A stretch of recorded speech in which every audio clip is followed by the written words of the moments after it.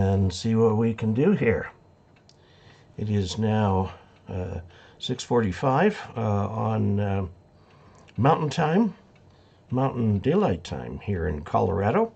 We've actually finally started to get just a little bit of rain recently, enough to make the grass think that it might be worth waiting through the entire summer for more. Let's see what we've had for the year so far. Well, since I put this new...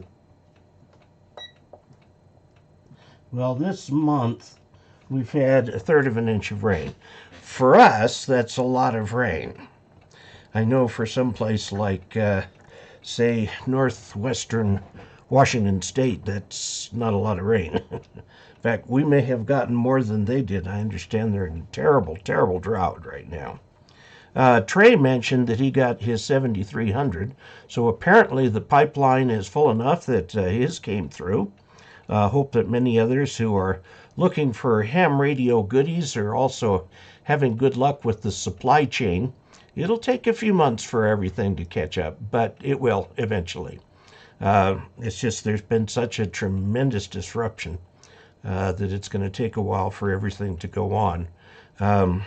It's interesting comparing this period right now. We just officially finished a war that's been going on for 10 years, although frankly that has not been a very big drain on the economy like World War I was. But we went from World War I directly into the flu epidemic, and we've gone from the wars in the Middle East directly into the COVID pandemic, and the economy has changed completely as a result of the pandemic and as a result of the war. So what is it, the old Chinese proverb, may you live in interesting times? We're kind of away with that. Jim Adams says, good evening, Dave. Enjoyed the episode with the Wrens S6 very much. By the way, we put that up on Patreon about a week early. We had a little trouble figuring out how to do that. We're going to start putting up videos, some videos early on Patreon, not all of them. But we did that one, and then today I released it to general release. I do not have my light sports certificate, and it looks as though I will never get it. So the airplane is for sale. I am thinking that what I may do is get an ultralight. I don't need anybody's permission to fly an ultralight. So, and I can do most of the stuff I would want to do with the light sport with the ultralight. I mean, it makes a great photographic platform. I can see all the country around here just like I would in my Wrens aircraft and so on. We get a little further into it. I'll talk a little bit more about it. James, let's see. James sent an email on July 3rd to my ARRL account. I have 2 ARRL accounts. Are you talking about the Ask Dave at ARRL.org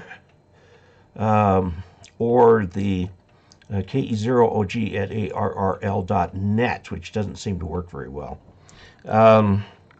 Yeah, that episode, I had one of you guys that was on this live stream a couple weeks ago says, hey, why don't you do a video giving us a tour of your airplane? So I did that. I took my assistant up there who did the photography, and I did what turned out to be a 40-minute tour of the airplane. So it's a pretty thorough tour of the airplane, and watched a lot of good stuff there.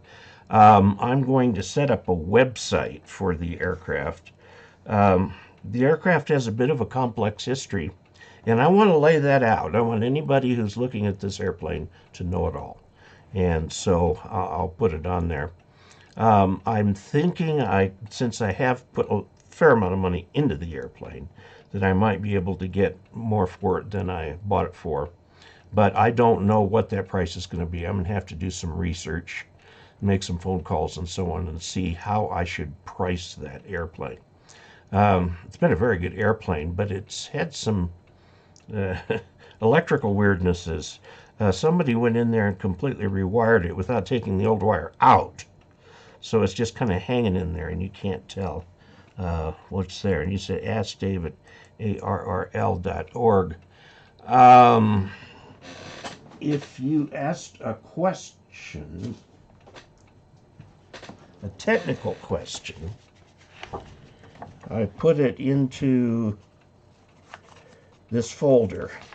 You know, remarkably, I get very few emails. I'm trying to answer the questions for the column from the emails that come to the column. Martin Crabtree, Eddie. That was the 3rd of July. Paul Miller, 3rd of July. Who's this now?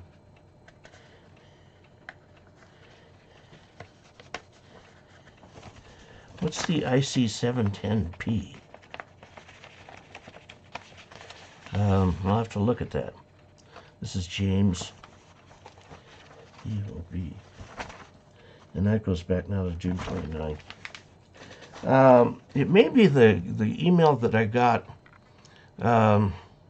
If I ask you a question, can you email me back and tell me where you answered it? First of all, I had been doing that, and I need to get my assistant to start doing that. That when I answered a question in an email, that I would send an email to the person who asked it and give them the link to the video. And I don't know that my assistant is doing that, so I'll have to talk to him about that. I'm sure he can do that easily. He's proving very good at keeping us ahead of the game in terms of emails. I mean, in terms of videos. Now, one of the problems that I have, and I'll show you over here, this is the screen. If I go to here and go to David Casler, this is the ham radio page. I have 297 emails in my inbox. 297. Whoops, that's the wrong one. Try and get this up about the same size so it can show on there. All right, there we go. I have 297 emails, and they're coming in faster than I can answer them. My general thought for answering emails is that I'm looking for ones that will make for about a 10 to 20 minute video to answer. So if it's a question along the lines of, does the sun rise in the morning, I might just answer yes, but I may not do a dissertation on astronomy and the rotation of the Earth. Although I might, you never know, because I've done that sort of thing. I don't do consulting. I've had a number of people ask me and even offer to pay me to spend some time on their particular problem. And I can't. I wish I could. Wish I could, teleport myself to be right in every ham's backyard, and I could look at it over there and say, well, you've got a kinked coax right there. There's a possibility of a short. Something like that. I really would love to be able to do that, but that doesn't work. Let me go back to here. And we'll do some, and I'm going to bring this back down here so I can see the comments.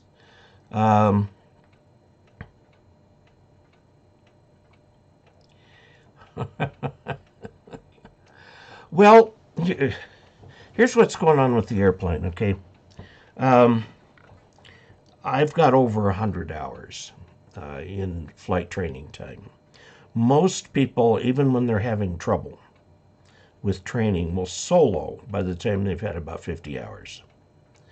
I've had over 100, and I finally sat my instructor down and said, can you give me a date based on your experience by which time I will likely have soloed?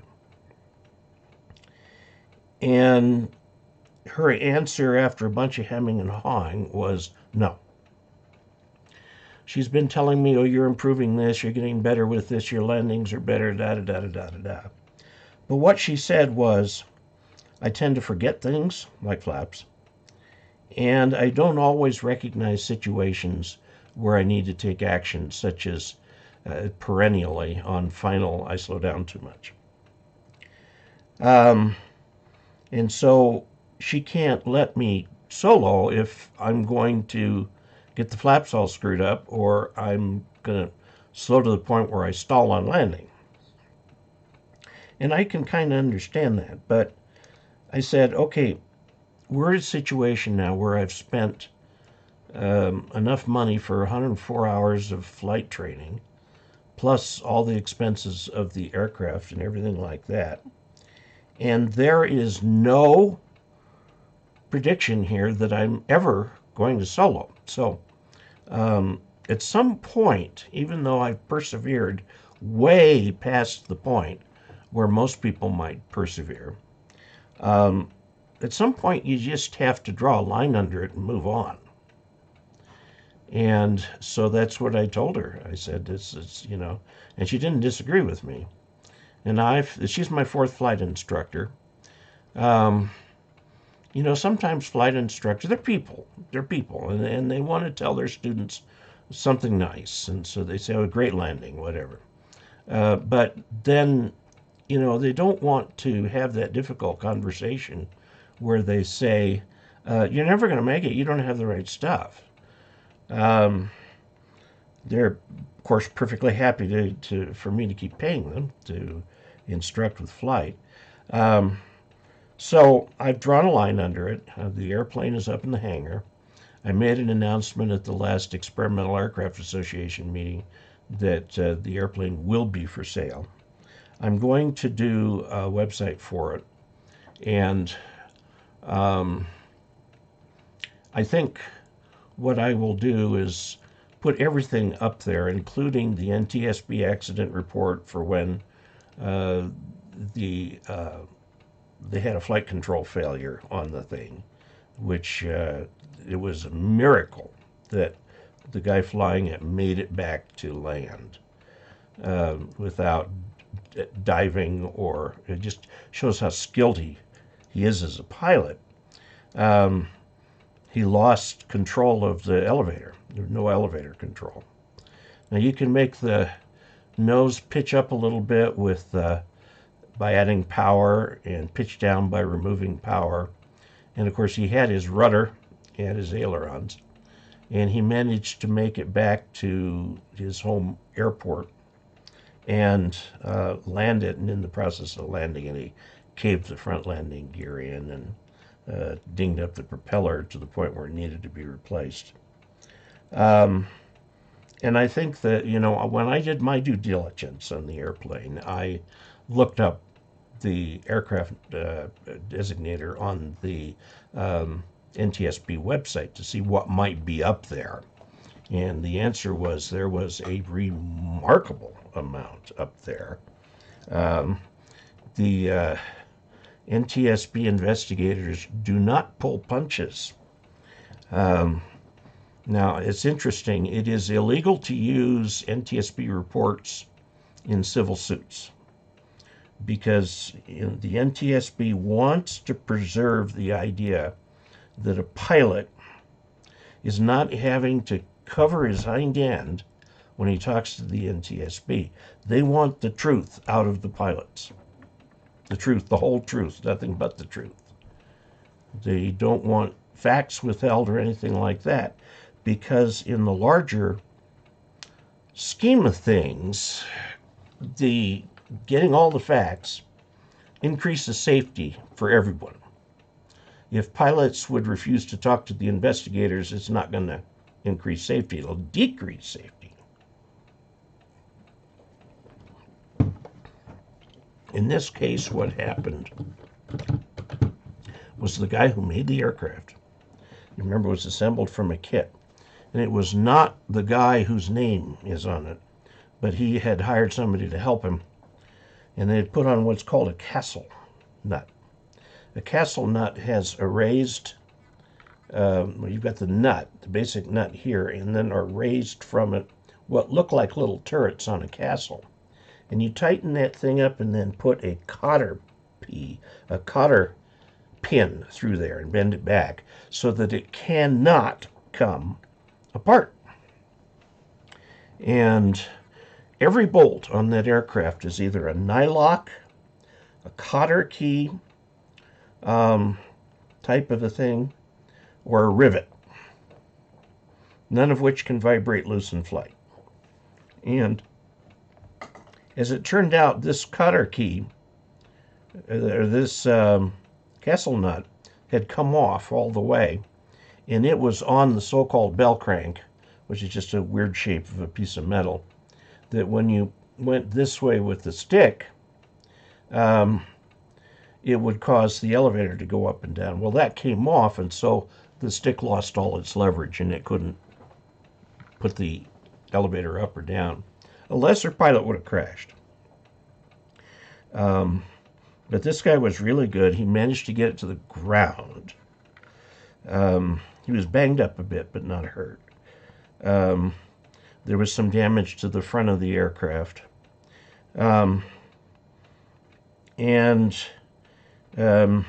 That's all recorded in gory detail in there. Gory detail. And I used that report as leverage when I went down to buy the aircraft. I said, you know, I've seen the report. I've read the report. In fact, I've got it here with me if you'd like to look at it. And, you know, you could see the guy's face sort of sink as I told him this. And I said, so I'll tell you what, I'll offer you this much money for the aircraft. And he said, well, how about 500 more? I said, yeah, sure. Okay. So anyway, I got quite a bit of money off the airplane because of that report. So it pays to do due diligence. And I did a video about that with the idea for ham radio that if you can, shy away from buying used equipment because you don't know what problems are hidden under the covers. You know, people don't often get rid of really good radios, although I have, and then regretted it. But anyway, the bottom line is that I'm stopping to learn for my airport. Nobody stepped up to say, I'll take you through soloing. You know, none of the instructors there or anything like that. But anyway, it's over. So I'm going to sell that aircraft. I'm going to put a website together. I'm going to take bids for a period of time and answer any questions. And if somebody wants to come up and fly it, and they are an instructor pilot, I'll go up with them and demo the airplane. If they're not, I'll have my instructor pilot go with them and demo the airplane so that they can see what they want. It's a wonderful airplane. Anybody gets it's going to love it. But I'm thinking what I may do is get an ultralight because the conditions, I like flying airplanes and riding motorcycles when the sun is shining and it's warm. And so that's about the same conditions as flying the sports plane. I could fly an ultralight, and I mostly just want to fly around within 100 miles of where I live, because, I mean, there's so much beautiful country here to see that I could fly the ultralight and do that. And ultralights, you can buy brand new, spanking brand new ultralights, already assembled for $20,000. So, you know, I'm thinking I'll probably do that. I'm a fairly large person, so I'll have to get their biggest engine option, but they'll handle my weight. There are, you don't have to have a license to fly an ultralight. They do recommend you get the factory training, which I will do, even in spite of the training I've had on the other airplane. And I will probably keep it in the same hangar and look to enjoy it if I can. But that's that. The ultralight is pure speculation at this point. I don't know what I'm going to be doing. Okay. Yeah, the email title was Flying Issues. Let me go there and look for flying issues. Flying issues.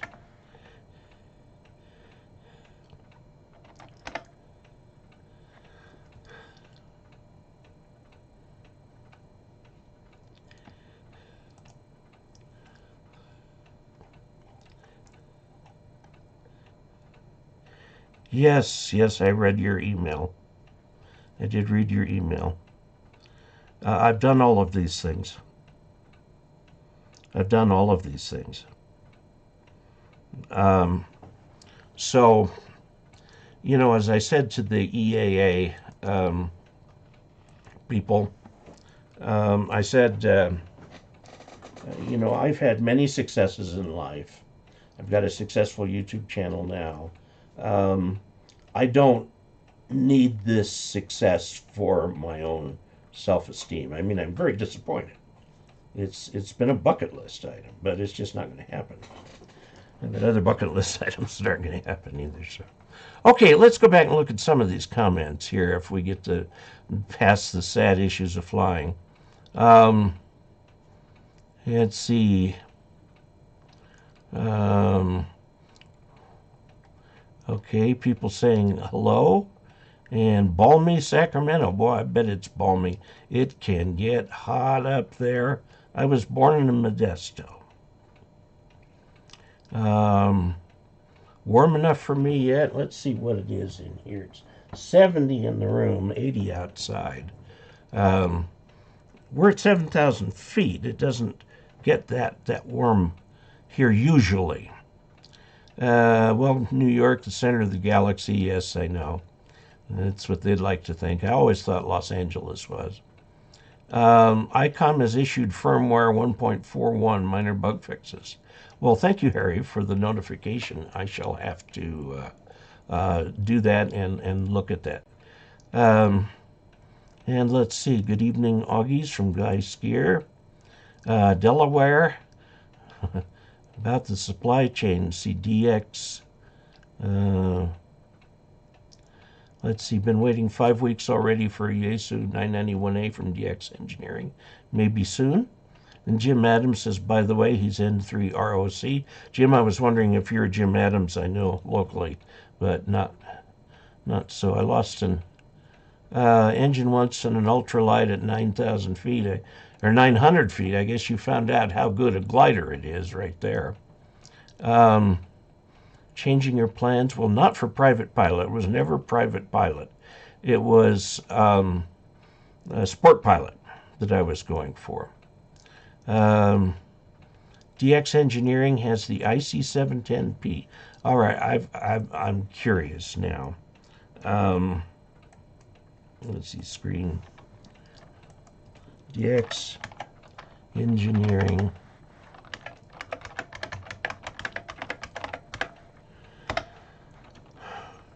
IC710P. Well, they don't show. Did I do that wrong?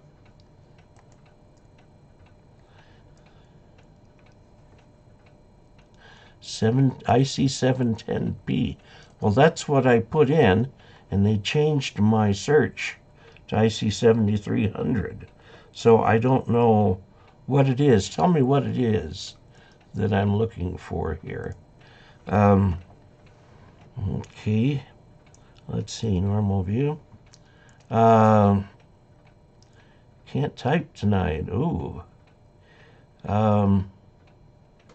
Yes, I'll look at the firmware and update that and do a video about it.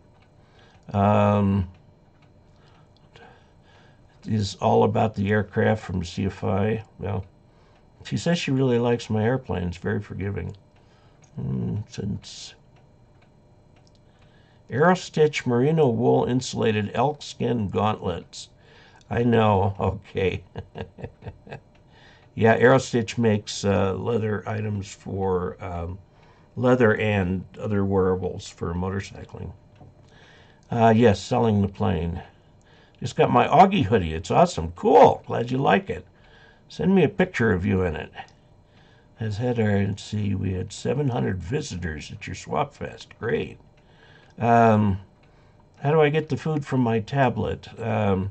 Just push that little button on the back that says popcorn. Yeah. No traffic from Monticello, Utah. Haven't been there in a while. Just going to ask you if you've ever considered a Part 103 aircraft. Yes, I am now. They're a lot less expensive. They're also good weather aircraft. They're not enclosed. So, the Aero 103 is the one I've been looking at. I see so much about it. I know it's an older design, about 10 years old. The company changed hands several years ago and has been doing like gangbusters with that airplane. They've not been trying to make drastic improvements to it. They're just producing and selling as many as they can produce.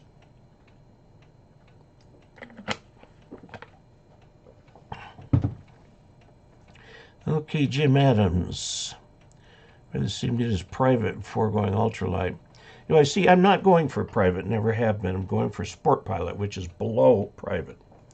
And yeah. Have I ever earned DXCC? No, I haven't. I am not a DXer. I am what you would call a casual DXer.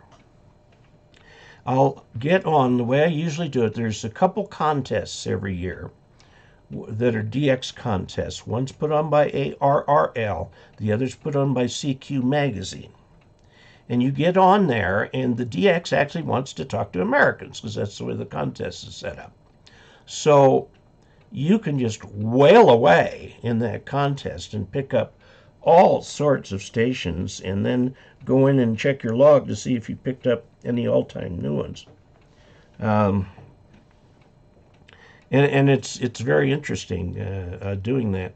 I have about 60 countries, something like that. Like I said, I'm not a DXer. I don't sit down and hunt DX. If it lands in my lap, I'll take it, but otherwise I don't. What's going on in Cuba with the jamming? Are they having some major civil upheaval over there? Ultralights may have flaps. Yes. There are hundreds of types and configuration. Yep. I've been looking at them on... and I'm a little surprised Cuba would try to jam in the ham bands because Cuba has generally been quite supportive of ham radio. So I don't know. A Grumman Tiger with all glass avionics. There you go. Yeah, that'll take a few billion. I found a past Ask Dave video that I hadn't seen. My goodness. Okay, my antennas and an 80-meter inverted V got me 437 contacts on field day. As I was solo. Very good. Good for you. Jim, thanks for the episodes on grounding, starting my antenna projects with a radio wave hex beam, which is in boxes in my living room. Well, good. Enjoy it. Yeah, no match on 710p. I didn't see that either.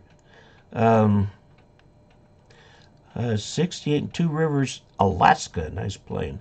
Have my private. I'm transport mission pilot with CAC and assistant director of the communications in the Alaska wing. I fly C-182 with Civil Air Patrol. This C-182 is a sort of the beginning where you start calling it a complex aircraft. And I say that because it has variable prop pitch on the propellers. I started to learn to fly one of those.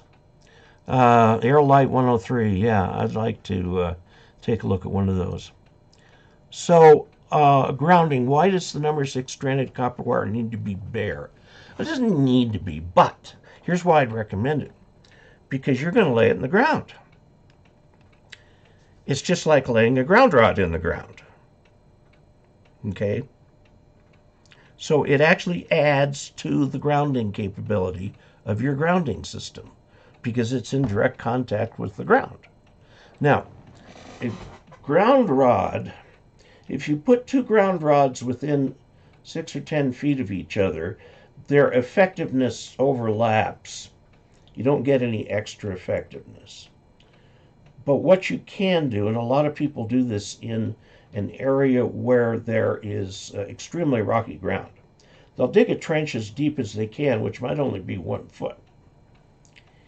And they'll take two ground rods and stretch them out end to end and ground in the center. Okay, and then use something called GEM, ground enhancing material, which you can get from electrical supply stores, particularly in arid areas. And you fill that in with that and then cover it with the rest of your dirt. Each one of those acts as half a ground rod, going down about 3 or 4 feet into the ground. And you got two of them, end to end. So you get the equivalent of a regular ground rod. Now, if you go ahead and move that 3/8 or that number 6 bare copper wire under the ground, it's doing the same thing as it goes along. It's acting like half a ground rod underneath and will give you a lot more grounding. Okay, so that's why you don't insulate that if you can. I mean, if all you got laying around is insulated, fine. But I would recommend using the stranded because the stranded has more surface area to conduct the RF, a lot more surface area. It's also very flexible. Number 6, just plain old copper wire, is stiffer than a board. But the number 6, you'll still have to use a tool to bend it, but it work in there. And you don't want sharp bends in your ground system anyway. Bill, thank you for putting $10 in the chat revenue tonight. I appreciate that very much. Okay, let's see. The good thing about the ultralight is you're probably not going to think I can beat the weather and get into trouble. Yeah, it's like I'm not going up. I have been caught in rainstorms on my motorcycle. I don't like it, but you can live through it if you're careful. I actually have ridden my motorcycle on ice. That was one of those situations that was very strange. I was going over Slumgullion Pass, which is next major road over, goes down into Lake City. Oh, goes south of Lake City. And I was going along just as carefully as I could. There were 4 of us. And I noticed that the tack was going up like this. In other words, that's very strange. And so I very carefully let off the gas, the microradian, and watched that thing come around and come back down. And I went, that rear wheel was spinning on me. It was spinning on me. Oh, man, I was scared. You don't want to mess with ice, either on a motorcycle or in the air. And let's see, we've got 4F1BYN watching from the Philippines. Max Santos. Bill Malman, and onward with your life. Oh, yeah. Ensure you have a good ground your radio with a multimeter. There is a tool for measuring the effectiveness of ground rods.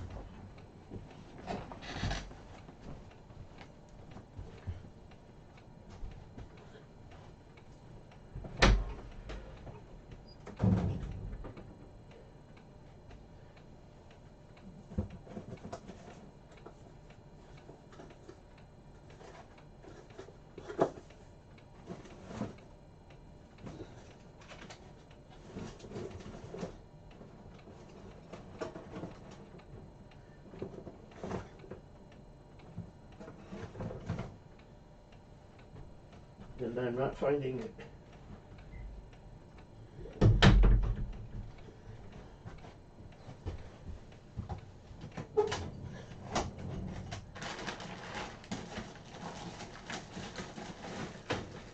Yeah. Sorry. There is a tool. Now, it can only be used under certain circumstances. And the circumstances are these. The ground must connect. There must be another ground rod somewhere so that there can be a circuit, and it will test the ground rod and give you the resistance. So, like if you have your own station ground rod, and then you have the ground rod for the utility power, and they're bonded together, and you put this thing around one of the ground rods, it will actually measure the loop. It puts an RF signal out there and measures the loop current, which includes the ground. So you have to be very careful where you measure this, but it will give you the resistance of the ground.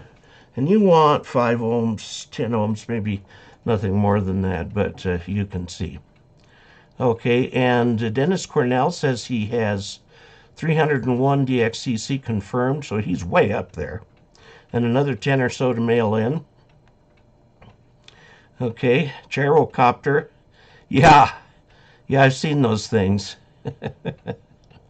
Thank you for videos. How high should the antennas be? Horizontal 11 meter flat top dipole. It's around 9 meters. Well, I think your problem is if you're on 11 meters, most of that work is vertically polarized. So you're going to want to go to something vertically polarized. Dennis Carley, very helpful. I like the Aerolite 103, and the quick build kit seems quite easy to assemble. They are suppressing, oh, Cuba. Yeah. Remember that Cuba, in spite of all the efforts that they've made and that we've made to have some sort of detente between us, they're still a communist country and a dictatorship. So you're going to expect that kind of thing. They and North Korea are about the only leftovers of that world from back so long ago. Yeah. Oh, and worked one. Yeah, well, they've got people that they know they can trust. OGI'd for a few years now. Keep up the good work and get that DXCC. I'm at 86 and all phone. Yeah. Will grounding the mast on a no radial vertical help or hinder the antenna? You will want to ground the mast for protection from lightning transients. I'm not talking about a direct strike. I'm talking about a nearby strike. And you want that spark to go to ground, not into your radio. And most of the commercial verticals today that are multi-band, if you test between the terminals at the base of the antenna, you'll see it's a DC short. And so wherever that static is picked up on that antenna, it will go to ground. So yes, you want to ground the mast that antenna is on. I'm assuming it's aluminum. And then, of course, you want to take the coax from that to your station ground and put a lightning arrestor there to get that extra protection. Huntsville, Alabama Hamfest, August 21 to 22nd, one of the best around. Oh, I'd love to. That'd be fun. Number 6 solid core is used in my late 2019 build house, so I used it to bond my shack grounded copper utility. Works just fine. Works fine. Megger? It's not actually a megger. We're talking about the grounding thing. And I wish I could pick it up and show it to you because it's in this room somewhere. It's a big instrument. It looks like a clamp-on ammeter. And you clamp it on the rod, and then it will read out the resistance in ohms. And if you have a good ground system, it should be 5 or 6 ohms. Now, friend of mine down in Alamogordo, N6GR, Brad Rich, gave me the one I have. He has a better one that he used that's American made, and he used his in implementing his ground system to get the lowest possible ground resistance, and his station just really sings. Jim Adams put $4.99 in the chat, as did Bill Malman, put $10 in there. Very much thank you for that. Let's see. Oh, I'd love to come to Huntsville. I've heard that's an outstanding ham fest. It's a long ways away, but outstanding ham fest. If you could get... Didn't mean to derail the stream. No problem. James KI5OEB added $3 to the chat revenue. A Megger, no, a Megger is a test for insulation to see if there are leaks in the insulation. It will tell you your resistance in megohms. And so if you you'd think that between like the two elements of a coax, the shield in the center, would be infinite ohms. It's not infinite. It's some number of millions of ohms. And a Megger can tell you how much is there. The point of the Megger is to check for sneaky circuit paths and so on.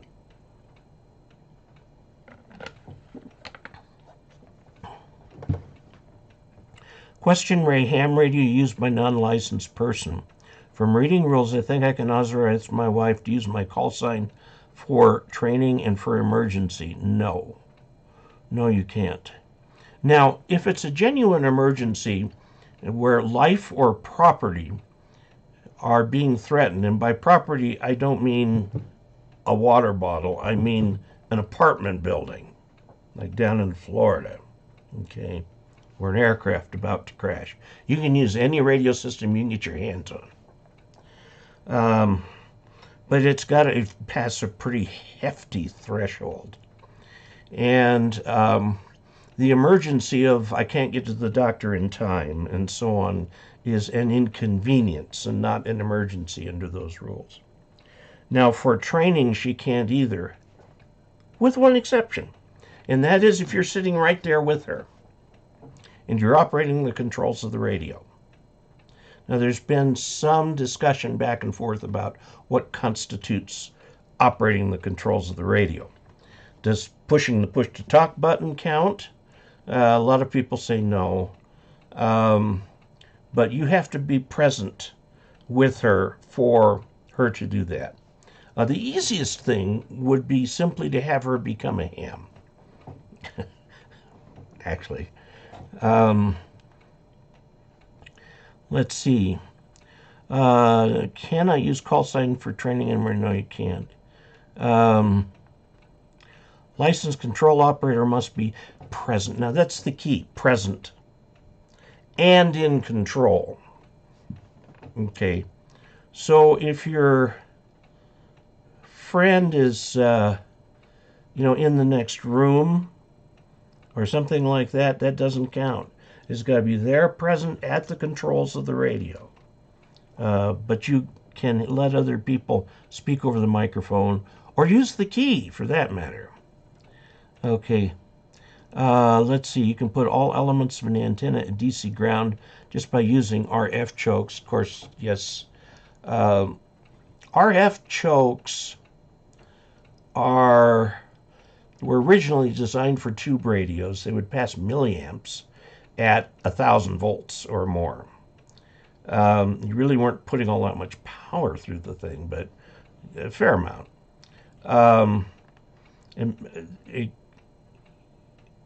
What a lot of things do is part of the reactive element of the multiband antenna will be a coil, and it will be between the two sides, and that'll give you your DC ground.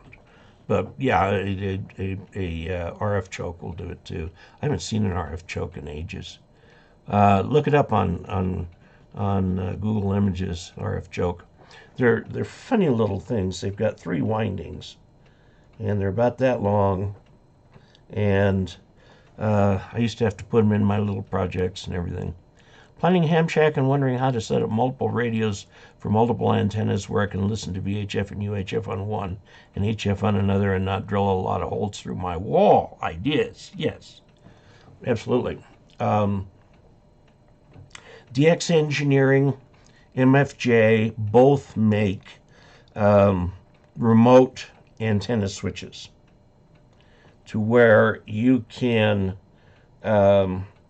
send one coax out to your tower and then have several antennas on your tower, and you just switch between them to get the one that you want. Now, what is not generally available, although DX Engineering would be the people who'd have it if there is one available, and that is a mesh where you have several radios, several antennas, and you want to push a button in the middle of that mesh that says radio 6 goes with antenna 8. And then nothing else can get in there and get snagged up and caught between it. And the last mention I saw of that was an article that showed DX Engineering making theirs. And they had to make it from scratch. It's a very uncommon device. It's often, highly customized. But you can ask them about it, if that's the kind of thing that you want to do. What do you think of 2-meter simplex aeronautical mobile? Have I done it? I have not, but my mentor, the guy who gave me ground school, and now I'm going to have to think for a minute for his name.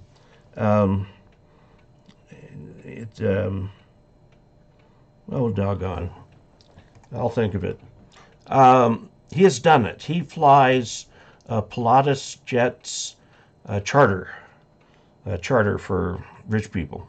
And so he'll go all over the East Coast on that thing, and he'll often operate with a 2-meter handheld on 146.52. And he gets instant feedback as soon as he puts his call out there. He's always got people to talk to. I'm looking forward to doing that. Yeah, thinking over the shoulder and adjacent chairs, yes. My home was built in 54 and does not have 3 conductor outlets. Is that way I cannot find a utility ground? Yeah. I would assume that means you also have copper water pipes and probably steel lead service. So you can put a ground in and connect it to your water pipe just to give you that ground. If I were you, I'd think about having the whole house rewired for safety reasons. It's not really training. Well, there's a point of the license, and that is that gives you the right to operate the radio. Practically speaking, how does a coil deal with reactance? What does it do? That sounds like a question for a video. Basically, if you take a piece of wire and run electricity through it, it creates a magnetic field around it. The lines of force go around the magnetic field. If you then coil up the wire, you get the lines of force going through the coil. Okay? Now, a change in the current will create a change in the, you can tell this, we're starting to talk delta X or dTdx kind of thing here, calculus, but a change in the current will create a change in the magnetic field. Okay? Now, there's also a sort of an inertia principle here. The lines of force around your piece of wire or around your coil want to continue going. And so if you remove the current from the coil, the magnetic field starts to collapse.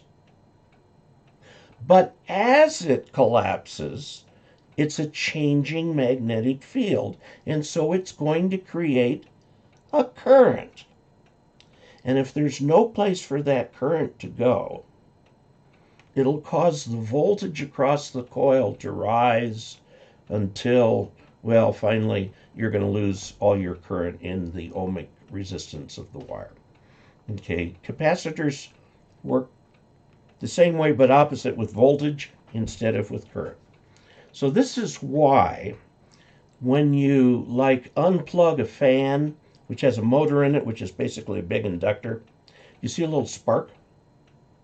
What that spark is when the fields collapse around the magnets, the voltage rises in an attempt to keep the current flowing. And that's what makes it, you'd need about 300 volts to get a visible spark. That's why you get the visible spark when you do that.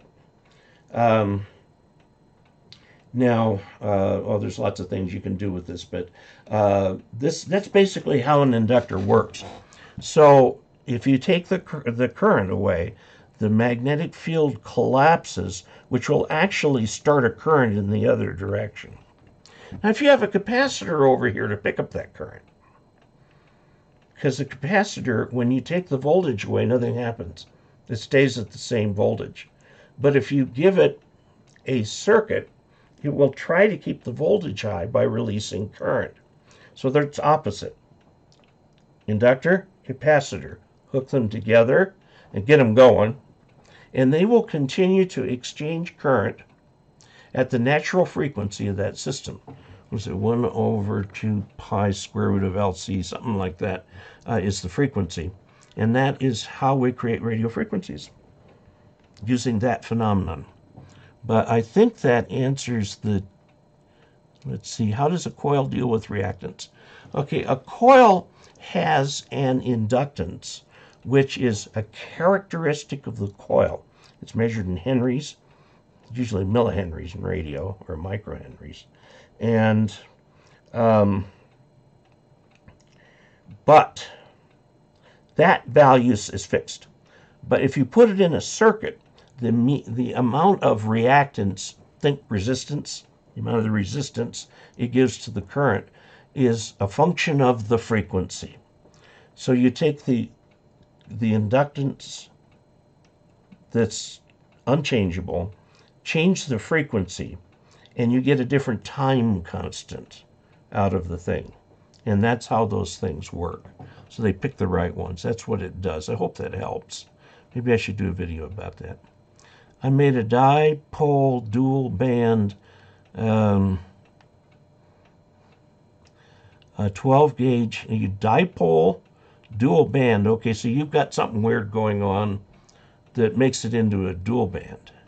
Okay, you can't just take one piece of wire and make a dual band. 12 gauge copper wire and a PVC 1-inch T. What kind of SWR reading should I expect? Well, you should be able to get down to like 1.6 to 1 or something like that on one band. You'd have to have some reactive something in there to make it a 2-band antenna. Maybe a dumb question, but have you looked at the base of your electric meter? I assume they installed those in the 50s. We actually have a fairly new one here. They put in 2 or 3 years ago. It's got a transducer in it, really a transceiver, that goes out over the electric wires back to the electric company, so they don't have to come read the meters. Also, it gives them some feedback if electricity goes out in some places. They'll see that in that there's suddenly no current being consumed in an entire area. William Myers, KE0OG, sent $25 to chat revenue. Says, thanks, Dave. I enjoy the live streams and learn a lot. Optical Man Jeff, KE0OG, sent $20. He says, thanks again, Dave. You are the nation's Ulmer. I think he meant Elmer, but I'll take Ulmer. Okay, Kurt Myers used to have a 2-meter antenna mounted on the bottom of my Cherokee 140. A lot of fun with a handheld. Oh, yeah, you would. Another question begging your indulgence. What's the difference between a counterpoise and radials? It's hurting my head to figure it out. Counterpoises are capacitive.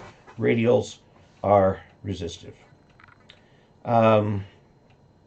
Radials emulate ground, and they behave like ground. Now they're tuned so that they'll work with, they're semi-tuned so that they'll kind of work with the antenna. They're spread out on the ground, and there's a wave that goes out from the antenna, but it'll start coming back in when it needs to start coming back in. So if you have it on the ground, these are enhancing the ground, and they will behave like, oh, Rick is, shoot, I'll get back to him a little bit later. And we'll see, now, a counterpoise is just some place to shove some energy when you need it to be stored somewhere, okay? And so that's capacitive. The energy goes out there, but it doesn't dissipate into the ground or anything. It comes back in. Now, radials can also act capacitive. This is where it gets hard to tell the difference. Counterpoises are usually a lot smaller than radials. A radial will store the energy and then send it back up into the antenna, and it ends up acting as a mirror for what the vertical part transmits. Comes down, hits the radials, is bounced back up. The bounced signal and the direct signal will at some point constructively interfere. Now that's a strange use of the word interfere. This is constructive interference where they help each other. They will create a place up here at a certain angle where they are adding to each other. And that's how you create the direction of your beam from your, the takeoff angle from your vertical is the way the radials react with the vertical to send that radial energy up like that. They're like one step out of phase, and then they come back in together there. Okay, I hope that helps.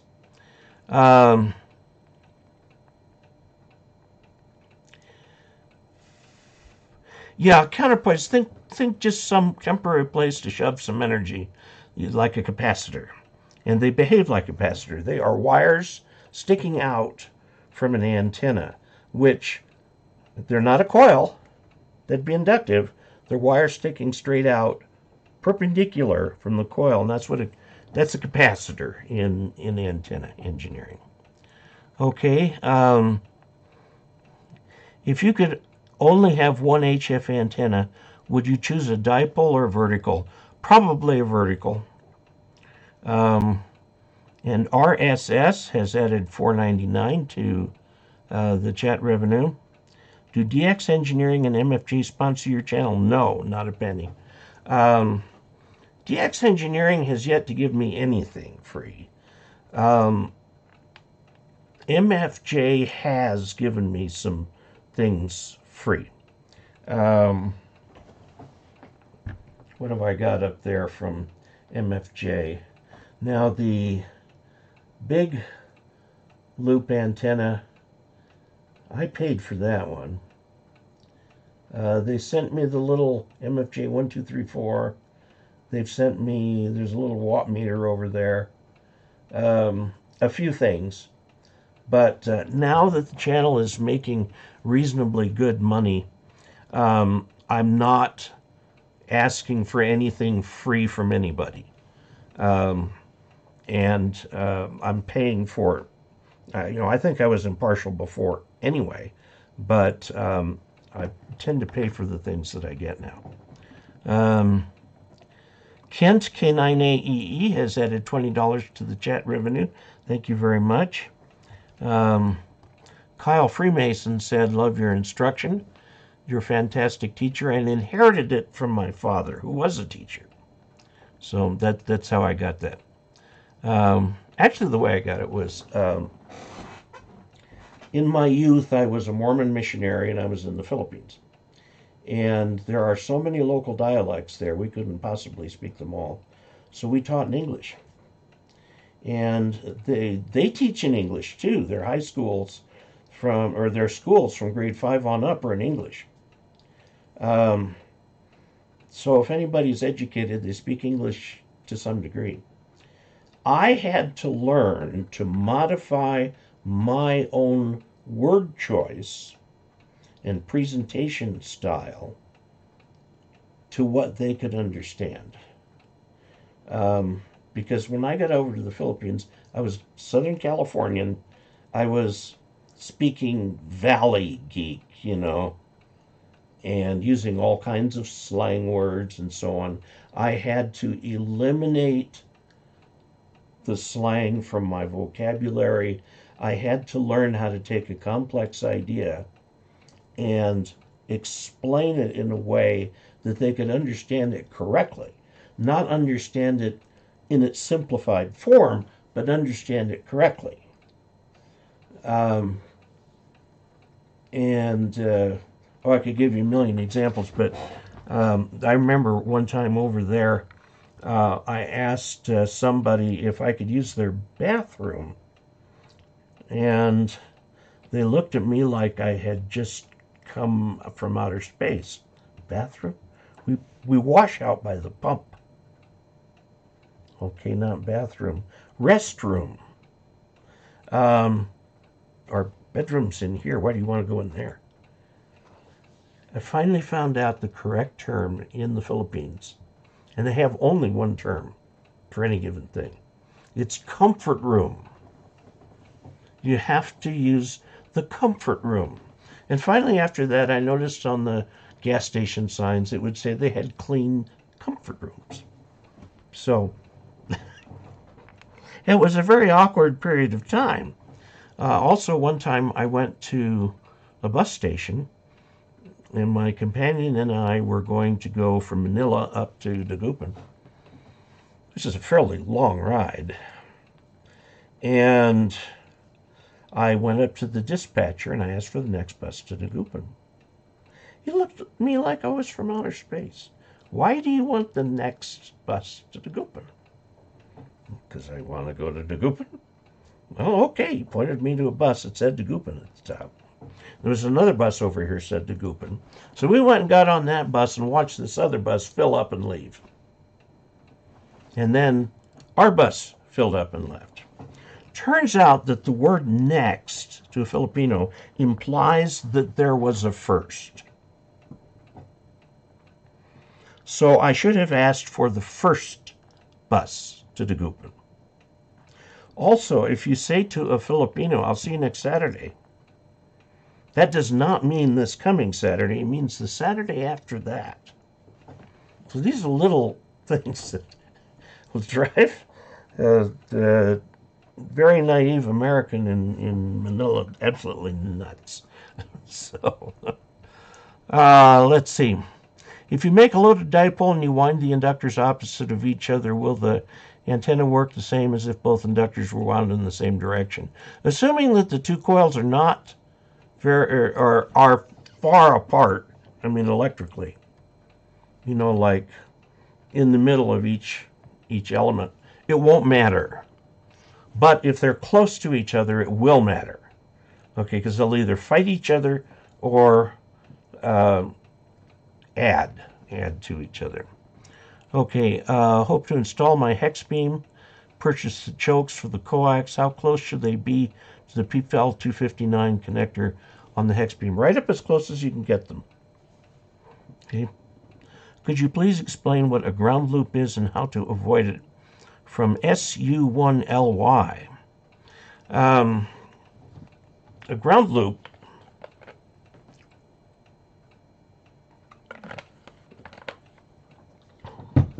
is when your ground connections form a mesh. You've got the battery connected to your rig, and the rig is connected to the SWR meter, and the SWR meter is connected to an antenna switch, which is connected to the power supply, and so on. You've got things going all over the place. They start to become a significant fraction of a wavelength at a frequency you might be trying to operate on. And so instead of acting as ground, it acts like a loop antenna. Okay? And it will cause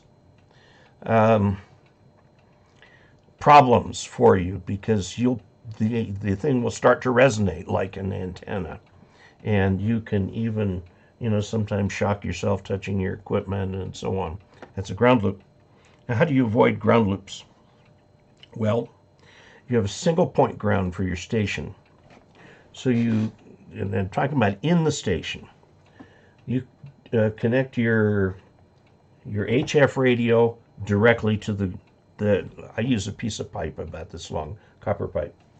Connect this directly down that, connect the power supply directly down that, connect the SWR meter directly down to that, connect the ammeter directly down to that, and so on.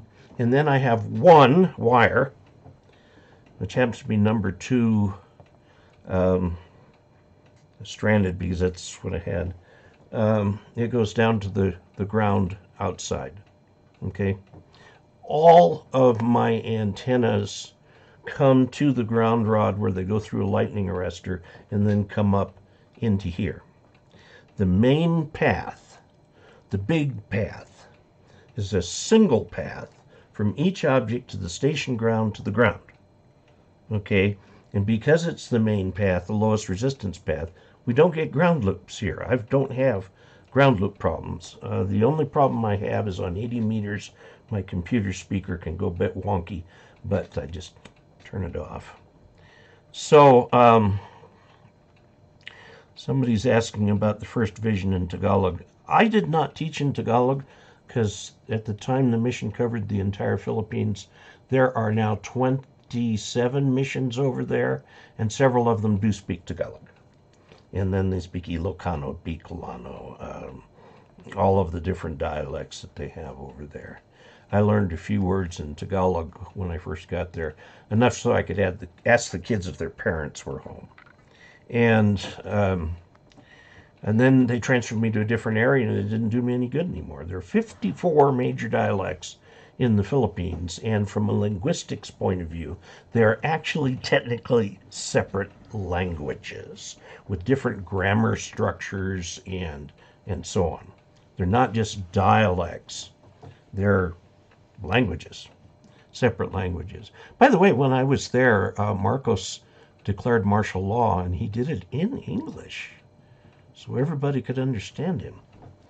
And okay, so that's the ground loop. Don says, "Evening, Dave. Just watched a pass of the ISS tonight. Max elevation of 80, so almost overhead. Yeah, clamp on Earth, ground Earth resistance tester. Yeah, you've got to really be careful what you're doing there, because if you stick a ground rod into the ground and then try and test it, there's nothing happening there. There's no loop to get a little bit of electricity up and around." Okay, Dan Montague had to take off here. I recommend a hot air balloon. Oh, yes, it is classified as an ultralight. Sort of. No, it's not. It's a sport craft. It's a sport aircraft. It's a light sport aircraft. Yeah. Howard Hughes' closest aides were all Mormons. Yes, they were. Yes, they were. 200 plus watching and only 67 likes. It's 77 now. Is this live stream every Friday? Late morning in Australia. Yes, it is it's 6:45 p.m. Mountain Time in the U.S. So that's U.S. Mountain Time. And we do observe daylight savings time. We're right now, it starts at 6:45 Mountain Daylight Time, U.S. Mountain Daylight Time. I think there's a Mountain Time in Australia too. There's several around the world. I know that's a little bit confusing, but it seems to work out pretty well. Yeah, and it is 1:54 UTC, so we're an hour into it. So we started at about 0100. Well, 0045. 0045. And now that is just during the summer. When we go back to standard time will change it to a different time there. Comfort room makes sense when you think a lot of it. Yes, yes. In Korean, it's the convenient place. Yes. Clamp on ground earth resistance tester. Yeah. Now note that you got to be careful what you're measuring when you measure one of those, or you'll get really weird readings, okay, and not know what's really going on. Let's see.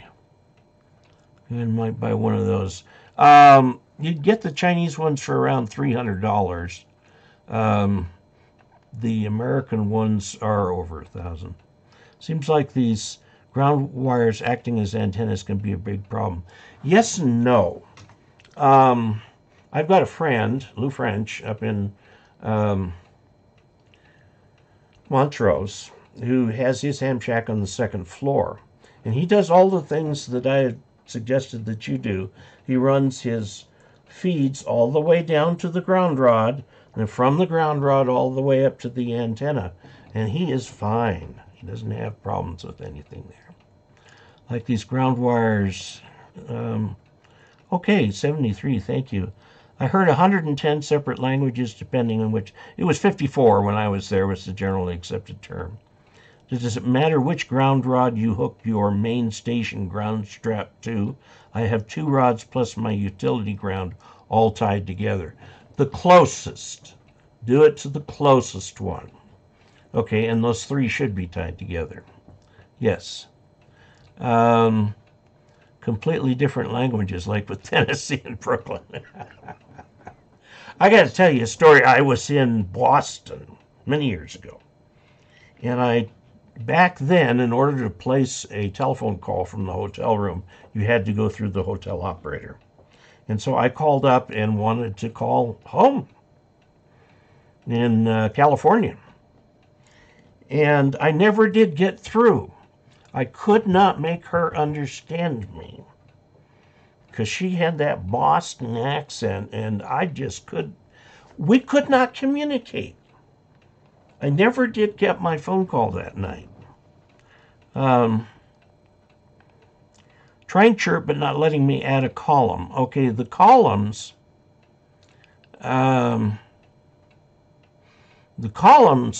when you choose the rig, you choose which columns are there.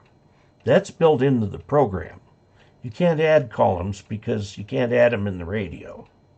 So now sometimes it calls things differently. For example, a lot of Chinese radios, when you do the programming, you put both the transmit frequency and the receive frequency in separate columns.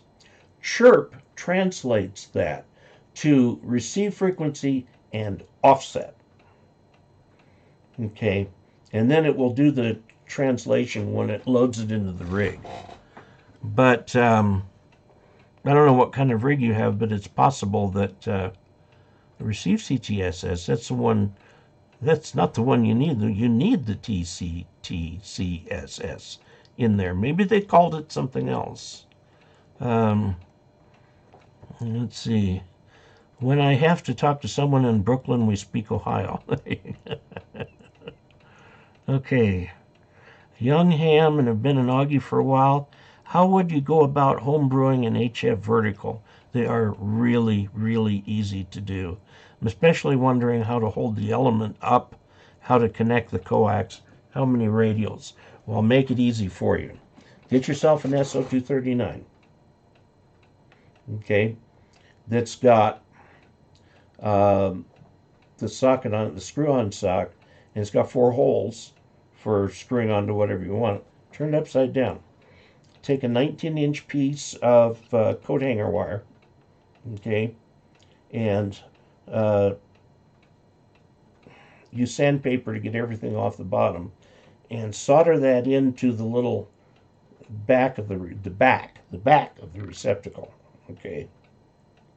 Then take 4 other 19 pieces of coat hanger wire and solder them in an X pattern from those 4 holes that are on the outside. Okay? Now bend them down at about a 30-degree angle. Okay? and then you can just plug in your coax and go. And you can use to hold it up like a little piece of plastic pipe. You run the coax through it, connect to the antenna, and then have it come up there, and you can, take some rope or something and tie it around to that. And voila, you've got a perfect antenna for 2 meters. It'll work great. And 19 inches is the magic dimension. I'll have to do one of those. That'd make a great video. Let's see. 2 rods plus my... Oh, okay. The closest one. Trying chirp, stay confused. Okay. Young Hammond, let's see. Balloons below a certain size can be used as an ultralight. Okay. It shows how much I know about ballooning. I always ignored that part of the book. IIRC, there is a rudimentary light bulb test that can be done to check ground conductivity at a service panel and a utility ground. And I don't know what that is, and I'm not going to suggest trying it. When you get into the panel, unless you have some experience doing this, first of all, if you're going to go into the panel, turn all the power off to the house at the main breakers. Turn it all off. Then go into the panel and do what you have to do. Close it up, and then go turn it all on. And you should not be doing electrical work yourself in your house. In most states, you can do your own electrical work, but you still have to get a permit to do that. So, yeah, fun.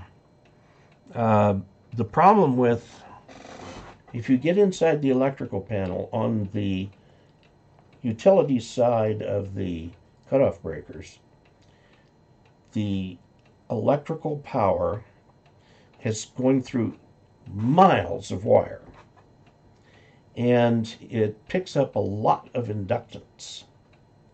And so if you pull something loose, you can get a huge spark out of that thing.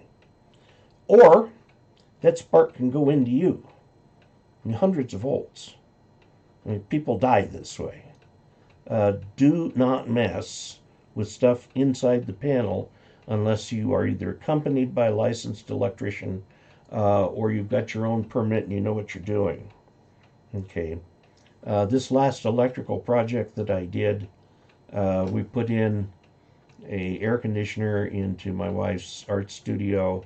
We ran wires out to the RV so we could plug it in at home, and took care of some rather informal things that needed to be formalized. I hired an electrician. So, okay. How'd you go about home brewing an HF vertical? Same method. How to hold the element up? You can use aluminum pipe. You can use steel pipe like sections of chain link fence top rail. You can hang a wire from a tree. You can use a bamboo pole and run a wire in it. There are all kinds of things that you can do to make the HF. Okay. Let's see, what's wrong with my Boston accent? How about more ham radio and less flying, please? Well, we're pretty much done with flying. Randy, K0OG made a 2-meter antenna exactly that same way. Yes, it's a standard way of doing it. Bast and accent is okay. Thank you for the information. Verticals for the HF bands. Yeah, okay. I thought you wanted for VHF. I should say Randy. Yeah, okay. Yeah, give the ends of your dipoles when you're transmitting, give them a lot of respect. That can be 1,000 volts at the end of the dipole. You want it up in the air and on an insulator. So, okay. All right. Let's just take a couple questions from our ham radio answers and see what we might have here. This one is, let's see, screen. Okay, it's showing the whole thing No, it's not. Oh, there we go. Okay. Hello, Dave. I'm a great fan of your channel. Just became a patron. Keep up the good work. All the best, especially my health. Yeah, I've been struggling a little bit with that, using oxygen more. A license February 2020, operate 99% CW, getting up to about 30 words per minute. That's contest speed.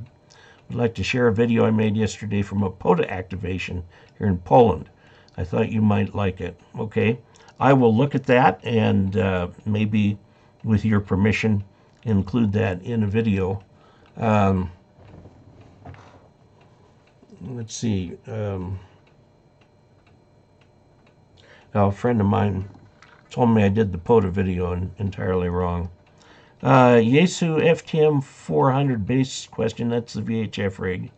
I have an FTM 400, FT3DR, and an HR 200. I travel a lot and would like to be able to remote in with a PC and my FT3DR HT from a hotel room and rag chew on my base station in analog mode to my home repeater. How can I accomplish this? You can accomplish this with this little box.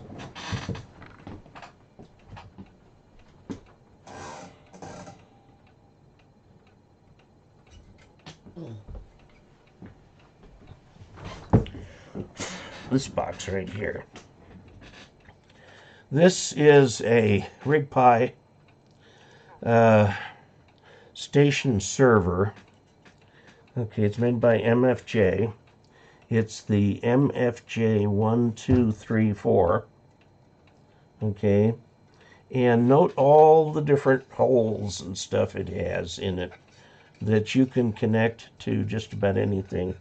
You can connect this to any radio, and then from a remote location, all you need is your computer, and you can operate your home rig. Okay, you do it over the internet. So you need this and whatever. It's got like 4 USB connectors, Ethernet. This can be connected at home. This part goes at home. This will connect to the Ethernet, or you can do it with USB.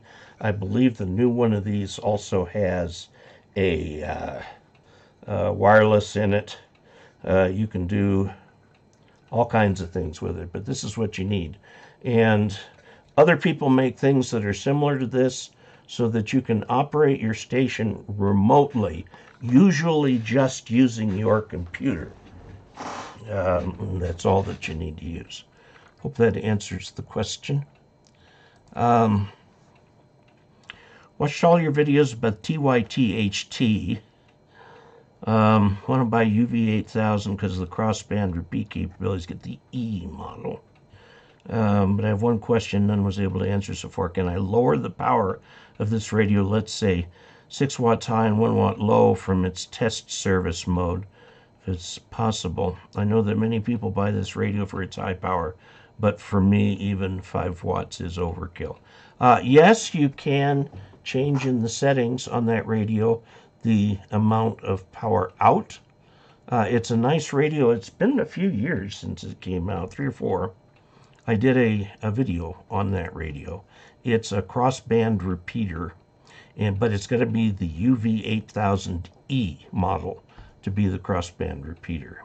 Crossband repeater is you go in on 2 meters, comes out on 440. Go in on 440, comes out on 2 meters. And yes, it is possible to chain these, but I'm not sure I would really recommend that. Okay. Good time for one more, if it's not too long. Hi Dave, love the channel. This is from Martin Lampner, who is KC3PZX. My second antenna was a 20-meter vertical. It has worked very well, though it needs some attention right now. Yeah, they do go bad. You can't just leave it up there and expect it to last years. Hopefully we'll get a cool spell soon, as my tolerance for heat is not what it was and working out in an open field in the sun at 100 degrees. Yeah, we've been having that problem here too. Lack of tall trees that could support a dipole reliably made the vertical attractive. Recently saw a ham is making a high power mag loop, and they are marketing at a price I could afford that should cover the 17, 20, and 40 meters and not set off too many bells and whistles with the neighbors. Now, the magnetic loop antenna that I have from MFJ will take 100 watts, and it's got a remote control so you can stick the thing up on the roof. It is as good as a dipole. Now, it's obviously a compromise antenna because it's small. So how do you do that? What you compromise is bandwidth. It will only give you, on 40 meters, about a 5 or 10K bandwidth. And if you tune outside of that, you've got to retune the antenna. Now, you get up on 15 meters, and you might get 50K of bandwidth. So you can wander around without having to tune too much. But that's what you give up. The antenna will transmit a signal and receive a signal as well as a dipole, but only in a small bandwidth area. That's your trade-off. Now, to the actual question, if I understand what I read about these antennas, they're reasonably efficient, but over a narrow bandwidth. Okay, I already said that. However, with the variable capacitor, as I understand it, I can move the sweet spot in a given band. Yes, that is true. I am also curious about what I read if oriented vertically, the nulls are above and below the element. If the thing is this way, up and down, and you've got a loop. What have I got that's a loop? I don't have anything that's a loop. I need a handy loop. Everybody should have a handy loop. Anyway, loop like this. Going straight through in either direction through the loop is a null. You won't get a signal out there. One way you can solve that is to flip it over on its side. And then the loop goes up and down. Okay. I'm also curious, read nulls above and below. My assumption is takeoff angle would be fairly low if that is right. Like any other vertical. Just saw your video on the takeoff angle and got to your point, but it does seem to still have some relevance. Thanks, Dave. Take care of yourself. Need wisdom. Yeah, I have had some respiratory issues. I'm staying inside because our skies are filled with smoke from California fires. And the problem is that they come in, they've gotten this far, all the heavy stuff has already dropped out. So what is coming in here are the very fine particulates that like to go deep into the lungs. And so everywhere I go, I've got my respirator and I've got my oxygen right here. Keeps me going, keeps me going. I need these fires to get put out. Okay, I think that's enough for that, enough for today. And so I'm going to just say thank you very much.